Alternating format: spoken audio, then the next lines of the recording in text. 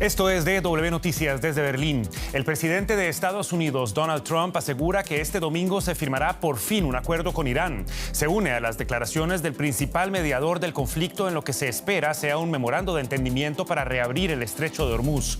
El anuncio genera expectativas, pero también escepticismo, porque no sería la primera vez que se vean truncados en el último minuto los esfuerzos diplomáticos. Estos son nuestros titulares. Trump ya da por un hecho que habrá un acuerdo y que posteriormente Estados Unidos retirará el uranio enriquecido de Irán. Pero funcionarios iraníes contradicen el periodo anunciado por el presidente estadounidense y aseguran que un acuerdo no se cerrará tan pronto. Y además, el Comando Sur de Estados Unidos mata al principal líder del Tren de Aragua en Venezuela, conocido como el Niño Guerrero. El operativo contra el grupo que Washington clasifica como una organización terrorista habría contado con el aval y la cooperación de la administración de Delcy Rodríguez.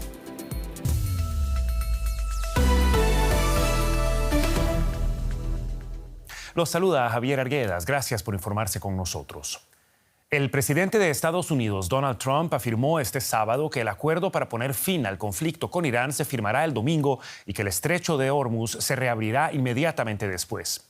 El mandatario hizo el anuncio en su red social Truth Social, haciéndose eco de una declaración del primer ministro de Pakistán, Shehbaz Sharif. Funcionarios de Islamabad actúan como mediadores en las negociaciones para poner fin a más de 3 meses de guerra en Medio Oriente. Pero aunque Trump asegura que las partes están más cerca que nunca de cerrar el acuerdo, Teherán ha insistido en que no se firmará tan rápidamente y no ha confirmado la fecha. El periodista Argemino Barros se encuentra en la ciudad de Nueva York dando seguimiento al lado estadounidense de este conflicto. Argemino, ¿qué tal? Un gusto saludarte. El periódico británico The Guardian contabiliza 39 veces que Donald Trump ha anunciado que está a punto de cerrarse un acuerdo con Irán. ¿Hay motivos allá para pensar que será diferente esta vez? Bueno, hay motivos, porque tanto Irán como Estados Unidos tienen razones para intentar por lo menos zanjar esta guerra que dura ya 3 meses y que tiene daños económicos para ambos con ese cierre del estrecho de Hormuz, porque Irán no es capaz de sacar todo el petróleo que le gustaría para poder financiarse. Recordemos que el petróleo forma parte de las exportaciones, es la mayor parte de los ingresos de Irán y Estados Unidos, porque a pesar de ser un productor neto de petróleo, el precio del petróleo es global y se está notando en la gasolina y por tanto en la inflación, que recordemos el viernes subió hasta el 4,2% interanual. Así que a medida que pasa el tiempo aumentan las razones para ambas partes para firmar un acuerdo. También es cierto que no solo The Guardian, sino también CNN ha contabilizado que Donald Trump ha dicho que un acuerdo está al alcance de la mano en 39 ocasiones. Y esta vez, aunque realmente esté cerca, es un memorándum de entendimiento que sentaría las bases para una negociación de un acuerdo en el futuro, pero que por lo menos, en teoría, reabriría el estrecho de Hormuz. Algo que, por supuesto, se ve con muchísima atención en Israel. Funcionarios israelíes han criticado en medios locales que este acuerdo aceptaría las condiciones impuestas por Irán. ¿Cómo se explica que Donald Trump ahora esté dispuesto a cerrar lo que parece ser, en todo caso, un acuerdo de mínimos? Bueno, por estas presiones económicas que mencionaba y también especificar que los inventarios de crudo y derivados globales están bajando a toda velocidad. Aquí en Estados Unidos los inventarios de crudo están al menor nivel desde 1983 y países como Reino Unido o Japón se están quedando literalmente sin combustible y están presionando seguramente a la Casa Blanca para que llegue a este acuerdo. Es un verdadero problema también, por otra parte, haciendo referencia a tu pregunta, que Estados Unidos e Israel comenzaron esta guerra juntos, hombro con hombro, naturalmente siguen siendo aliados, pero la estrategia a largo plazo puede ser distinta. La estrategia del gobierno de Netanyahu, a todas luces, es debilitar a Irán, convertirlo en otra Siria, eliminar a un adversario regional a largo plazo. Parece que la prioridad de Estados Unidos es distinta: zanjar este conflicto, relajar la economía y plantear un futuro un poco más estable. Veremos si ambos, israelíes, estadounidenses y por supuesto iraníes, consiguen cerrar algún tipo de acuerdo que deje contentos a todos, aunque realmente parece un poco complicado. Estamos a pocas horas de averiguar si el próximo paso para ese escenario se va a dar. Argemino Barro en Nueva York, muchísimas gracias y hasta la próxima. Un placer, hasta otra. Bien, Luciano Zácara es analista político de Medio Oriente y el Golfo. Nos acompaña a esta hora desde la ciudad de Doha para brindarnos un análisis de estas informaciones. Señor Zácara, muy buenas noches, gracias por estar con nosotros. ¿Qué se puede esperar de este aparente acuerdo si ni siquiera hay consenso sobre cuándo se va a firmar? Bueno, creo que lo que se puede esperar es que tengamos que seguir esperando un poco más de tiempo para que se firme. Creo que lo importante es que va a haber un acuerdo, que los tres coinciden, el mediador y los dos actores principales coinciden en que hay un acuerdo, que hay un texto que van a acordar y que va a haber una firma, pero todavía no está ni decidida la fecha, y creo sobre todo que no está decidido el contenido. Hay cosas que están todavía muy oscuras, que son muy contradictorias, y que creo que lo que este memorándum va a decir simplemente es cuál es el marco de negociaciones futura que va a haber. Y creo que en este caso es algo que Trump no quería, que ha tenido que aceptar. Primero firmar un acuerdo de condiciones previas antes de empezar a tocar el tema de fondo, que es el tema nuclear, que aparentemente va a ser lo último que se disputa en este plazo de 60 días. Usted hablaba ya de expectativas y de contradicciones. Algunas de las exigencias que ambas partes habían expresado hasta ahora para un fin de las hostilidades parecen estar también lejos de resolverse, sobre todo un fin de los operativos militares de Israel en el Líbano, que ha pedido siempre Irán. ¿Qué tan factible es que esto siga siendo parte del acuerdo si Israel no estuvo involucrado en estas negociaciones? Sobre todo teniendo en cuenta que Israel se ha quejado también de que no ha sido informado de cuáles son los términos que se están discutiendo con Irán. Por lo tanto, es muy difícil que esto sea incluido en esta firma, si es que se hace mañana o en los próximos días, porque no ha habido ningún tipo de posicionamiento por parte de Israel de parar esas hostilidades. Irán ha dejado claro que sin eso no puede haber un avance. Por lo tanto, esto creo que va a ser un motivo más para retrasar la firma algunos días más antes de que se llegue a algún acuerdo mínimo de alto el fuego o de reducción de las hostilidades en el Líbano. Versiones encontradas en el posible acuerdo entre Estados Unidos e Irán. Era el análisis de Luciano Zácara desde Doha. Muchísimas gracias, señor Zácara. Hasta la próxima. Buenas noches. Muchas gracias.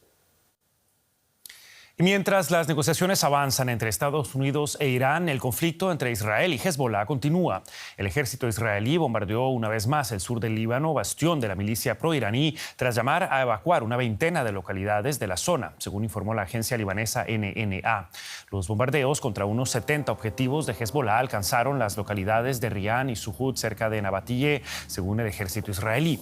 Israel aduce que Hezbollah, cuyo brazo armado es considerado una organización terrorista por la Unión Europea, había lanzado drones contra el norte de su territorio. La continuación de este conflicto puede tener, como escuchábamos, repercusiones en las negociaciones entre Estados Unidos e Irán, ya que Teherán suele exigir la retirada de las fuerzas israelíes del Líbano. Y lo adelantábamos ya en nuestros titulares. Estados Unidos llevó a cabo su segundo ataque en Venezuela desde la salida forzada del poder de Nicolás Maduro. El operativo cobró la vida de Héctor Rosenford Guerrero Flores, alias Niño Guerrero, líder del grupo criminal Tren de Aragua.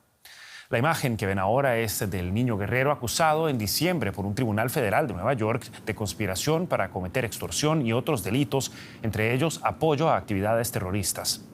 Donald Trump anunció que el operativo fue en coordinación con el gobierno venezolano y adjuntó estas imágenes en las que se observa la explosión de un edificio. Es la conocida cárcel de Tocorón del estado de Aragua en Venezuela, base de operaciones de la organización criminal transnacional Tren de Aragua. Aquí, Héctor Rosenford Guerrero Flores, alias Niño Guerrero, configuró su banda local en un grupo internacional desde 2015, según reporta el Centro de Análisis Insight Crime. La estructura criminal se expandió en los últimos años con la emigración de millones de venezolanos a otros países de América Latina o a Estados Unidos. El Tren de Aragua llegó a otros países controlando la migración irregular de los venezolanos que huían de la crisis del país y aprovecha cualquier oportunidad de economía ilícita para lucrarse. Según el fiscal federal de Estados Unidos, Jay Clayton, la banda catalogada de organización terrorista en su país es responsable de innumerables actos de violencia, tráfico de drogas y extorsión en Europa, América del Norte y América del Sur. Extorsión que empieza en círculos locales. Por lo menos yo, la otra vez recibí una amenaza del Tren de Aragua y amenaza directamente a la familia y eso es terrible, eso le merma a uno. Entonces uno deja de socializar, uno se encierra más con la familia, pues. Y es precisamente por eso, por el temor que tenemos de que vayan a dañarnos, ¿no? O a dañar a alguien que amamos. La primera evidencia pública de una expansión extranjera del grupo se registró en Perú en 2018. La situación se agravó tanto en los países vecinos de Venezuela que en mayo del presente año varios estados acordaron crear un grupo de trabajo para acabar con el avance del crimen organizado internacional que incluirá medidas de control migratorio y financiero. Aquí hay una voluntad real. Argentina Bolivia, Ecuador, Perú y Chile, vamos a hacer frente a la delincuencia unidos. Trump y funcionarios de su administración han culpado constantemente al Tren de Aragua de estar en la raíz de la violencia y el tráfico ilícito de drogas que afectan a algunas ciudades estadounidenses. Rona Rísquez es periodista de investigación venezolana. Parte de su trabajo se ha ocupado de la organización Tren de Aragua y nos acompaña a esta hora para poner en contexto esta noticia. Señora Rísquez, gracias por estar con nosotros y bienvenida a DW. Gracias por la invitación de ustedes. En meses recientes hemos visto asesinatos o arrestos de importantes líderes de organizaciones vinculadas con el narcotráfico, el líder del cartel Jalisco Nueva Generación, por ejemplo, pero no parece que esto frene realmente las actividades de estos grupos. ¿Qué tan trascendente es que falte una figura como el Niño Guerrero? Bueno, esto definitivamente tiene un impacto en las estructuras, en las organizaciones criminales. En este caso, en el Tren de Aragua, bueno, era el líder. En este caso, el liderazgo es un liderazgo centralizado. Él decidía las cosas que se hacían. Incluso hay comunicaciones donde él ordenaba o donde sus subalternos lo consultaban para cada acción, incluso fuera de Venezuela. Entonces, en este caso, el impacto es importante, es significativo, pero como lo decías al principio, esto no significa que la organización se acaba y mucho menos significa que estas operaciones criminales, estas actividades de crimen organizado vayan a desaparecer. Es decir, esto no es lo único que hay que hacer para que el crimen organizado o este tipo de operaciones no sigan ocurriendo. Tiene que haber una política orientada a acabar con las actividades criminales, a buscar cuáles son las razones de estos ilícitos que ocurren, sobre todo en la zona minera. Y creo que, bueno, eso es lo que falta ver. O sea, no es solamente, pues como en este caso, matar al jefe criminal de la organización, sino que qué va a pasar con el resto de la gente y qué va a pasar con la logística, con la estructura, con el dinero, con el conocimiento criminal. Eso hay que mirarlo. Usted hablaba de políticas, llama mucho la atención la colaboración de los gobiernos de Venezuela y Estados Unidos en este operativo, siendo que Estados Unidos ha denunciado una y otra vez que el narcotráfico está ligado a la cúpula de Nicolás Maduro, de la que Delcy Rodríguez era parte. ¿Qué tan creíble es que ahora se quiera realmente luchar contra bandas como el Tren de Aragua? Bueno, la verdad es que es poco creíble, o por lo menos es algo que no parece coherente, que no luce coherente. Es importante tener claro que en el caso de Venezuela, del Tren de Aragua y de otros grupos armados que están en la zona minera, estos grupos han estado allí por muchos años y estaban allí hasta este momento porque el gobierno que estaba en Venezuela lo había permitido. Es decir, no se trata de una pérdida del control territorial, se trata de haber cedido, haber permitido que estos grupos controlaran ciertos sectores del territorio para actividades criminales. Escuchábamos el análisis de Rona Rísquez tras la muerte del principal jefe de la organización Tren de Aragua. Muchísimas gracias y ojalá hasta una próxima ocasión. Gracias.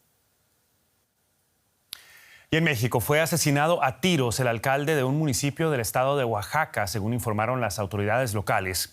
El ataque tuvo lugar en San Miguel Amatitlán.